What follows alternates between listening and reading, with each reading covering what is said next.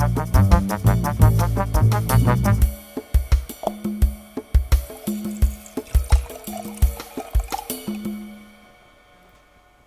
to Wine Vault TV, New Zealand's most passionate wine program, and today we're going to do, well, because I'm at home and I've been pretty sick all week, so I thought I'd better get some content out to you guys. And now that my nose has finally cleared up, I've probably about 2 weeks of having a cold and kind of man flu.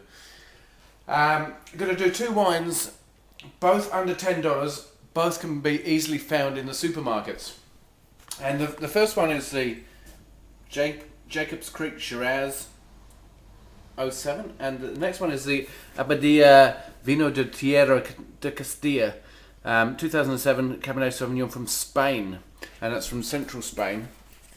And you know, everybody's on a budget right now, and kind of they're feeling the pinch, and so we thought that we'd do just two wines that are easily available to everybody. Most people go to the supermarket nowadays. Most people are on a budget, and so let's just get straight into it. Give it a kind of little sniff, and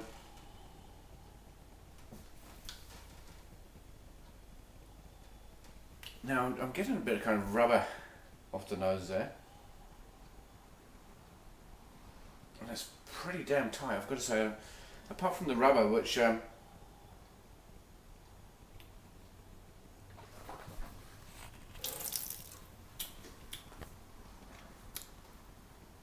it's alcoholic. It's pretty thin, but you get an initial really big kind of upfront fruit, where you get that kind of blackberry and a bit of blueberry, a bit of bramble in there. You know, for me, this is probably a kind of 11:30 at night after you drunk a good bottle of wine. You sat there and you kind of, if you're anything like me, you run down to the cellar and pull out probably a good bottle of wine, and you have no idea what you're tasting. This wine would be ideal for that. Or, you know, it's not as bad as kind of, like, for $6.99, it's pretty damn good value.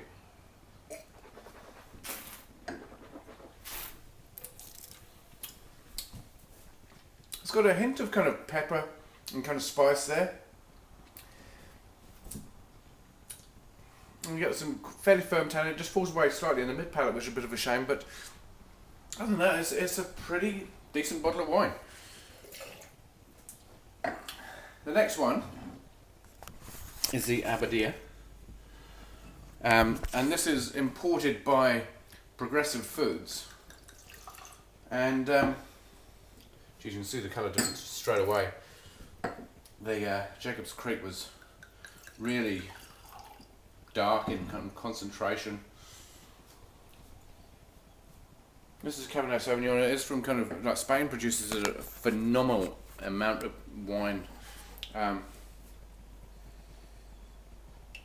You get a kind of fairly good European kind of nose on this.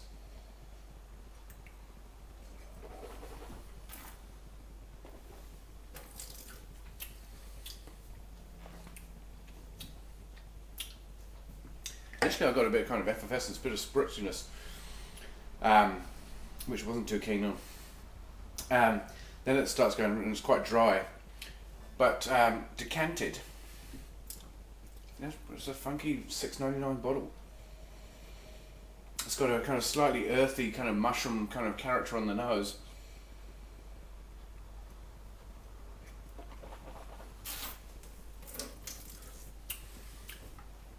And it's got some nice really ripe tannin. Quite fine, and just nothing wrong with it. I'd probably tell people to go out and buy it. $6.99 at your local kind of supermarket. Great value for money. Geez, I'd hate to think what they're buying it in at, but